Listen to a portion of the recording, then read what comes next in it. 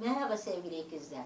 Her zamanki gibi pratik zekanızın getirmiş olduğu güzellikleri bu haftada yaşıyorsunuz. Özellikle yol konusunda. Evet, bu hafta bildiğiniz gibi bayram ve bayram özellikle Arife günü Cuma 3 Ekim'den itibaren başlıyor hayırlısıyla. Hayırlı, sağlık, huzurlu bayramlar temenni ediyorum öncelikle. Ve sizin alacağınız bir haberle bir davet söz konusu, bir yola gitme konusu. Evet, sevdiklerinizle birlikte olmanın tadını da bu haftadan itibaren sevgili ikizler yaşayacaksınız.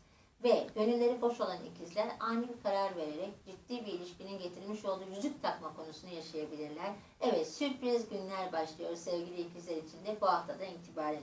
Parasal konularda çok fazla harcamanın getirdiği sıkıntıyı yaşayabilirler. Tabii ki bayram ve bu bayramda harcamalar olacak. Kısıtlayamayacakları kadarında fazlası olduğu için birazcık ikizler burcu olarak da biraz cimri demek yanlış, tutumlu oldukları için çok fazla etkilenebilir, sıkılabilirler. Ama ne olursa olsun bayramın getirdiği sevinçte de bu sıkıntıları unutacak sevgili ikizler.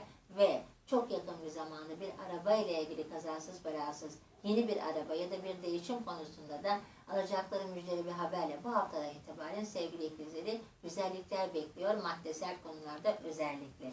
Evet, sağlıkla ilgili sinüzit ve iltihabi konulara dikkat etmeleri gerekiyor her zamanki gibi. Alerjik reaksiyonlar, mide ile ilgili hassasiyet ama kesinlikle gıdalarına çok dikkat etmeleri gerekiyor. Kas ve sinir sistemi hassasiyeti özellikle bu hafta çoğalabilir. Çünkü havaların getirmiş olduğu değişimlerden sevgili ikizler önemli ölçüde etkilenebilirler. Ama hayırlısıyla çözümlü olacak, şifa gelecektir her zamanki gibi. Ve sevdikleri kişilerden gelecek önemli bir müjde ile bir dükkan konusu, bir iş kurma konusunda da sevgili ikizler mutluluk dolu haberleri alacaklar. Evet, onlar için de bu hafta sürpriz haftası olacak. Bu haftalık bu kadar.